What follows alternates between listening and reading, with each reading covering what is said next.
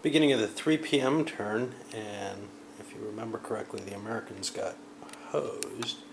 So they fall back a little bit, stunned from the vigor of the British assault. But they did maintain a couple of good odds attacks. Unfortunately, in both cases, it ended up pinned in combat rather than getting any good result out of it. Halfway through the 3 p.m. turn, after the British went, they had mixed results, actually. They advanced somewhat over on their right flank and sent one unit retreating.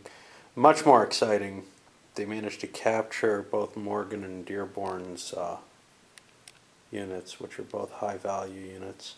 Gave them extra momentum chits, which they then wasted on Burgoyne's attack over on their left flank across the stream.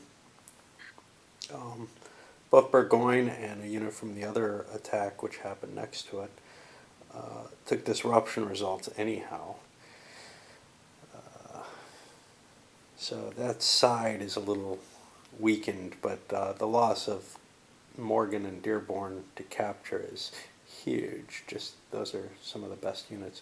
The Morgan unit especially, because it keeps the artillery in check. So after halfway through the 4 p.m. turn, the Continental Army is looking really questionable, although there's one unit, the Fighting Ninth, unfortunately charged forward and is kind of in a dangerous position right now. If the Americans can get anything to attack it, well, I mean, they're going to get something to attack at, anything reasonable,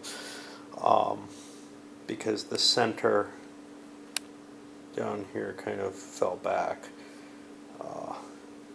But we're seeing a lot of captured American units, and that's devastating their morale, and the British are pretty happy about that. Beginning of 4 p.m., the Continentals pulled back. They took the morale loss for moving one of their pinned units out of combat. Turns out I've been kind of misplaying, as usual. I forgot about the effects or lack of zone of control through the woods, which meant some of those captures didn't happen. I'm going to finish up, but yeah, this didn't turn out the way it should have. On the other hand, the Continental Army did suffer some. So the key capture down here was legit. But there were a couple that happened in the woods line down here that wouldn't have. So the line disintegrated a little faster than it should have. Chances are this looks pretty bad for the Americans, though. Only Gates coming in could do anything, and at this point, probably not much. 6 p.m., the Continentals getting a double turn. They were able to do a rapid pullback, which put them mainly out of the range of the British line, except for these Jaegers, who managed to slip around and shoot up an isolated unit that was already disrupted, send it back. Right now, the Continental Army is almost ready to turn it in. 7 p.m. evening's falling, and well, the Americans managed to recover a little bit of morale through rallying some unit. They also suffered a little bit. The Brits, the Jaegers, got chased off. Gates came off the hill, finally got activated.